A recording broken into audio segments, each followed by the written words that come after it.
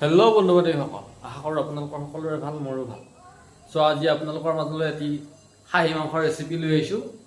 চাই থাকক, দেখাই আছোঁ।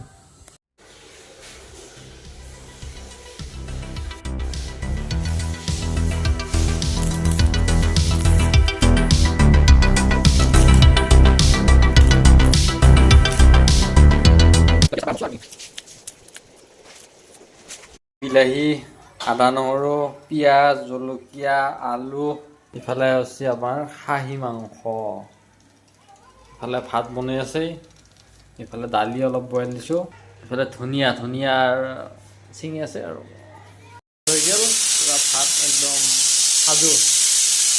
দালি চলি আছে, এইবাৰ আমাৰ একদম আৰম্ভ হ'ব মাংস।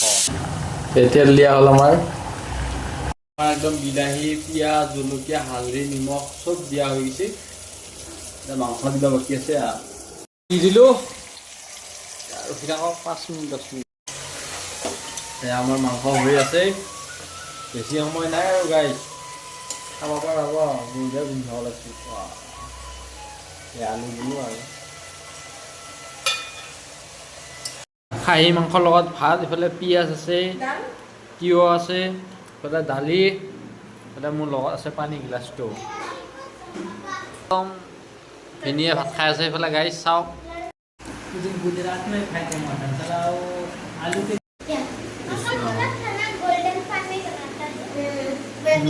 बनाएगा तब मेरा दुकान का बेचने लगेगा।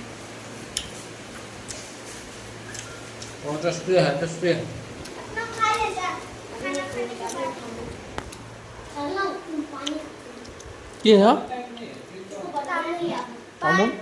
अब गाड़ी में तो बड़ा সো গাইজ, ভাত পানী খাওয়া হৈ গ'ল, পুৰা বাচন চাচন ধুই বহি আছোঁ।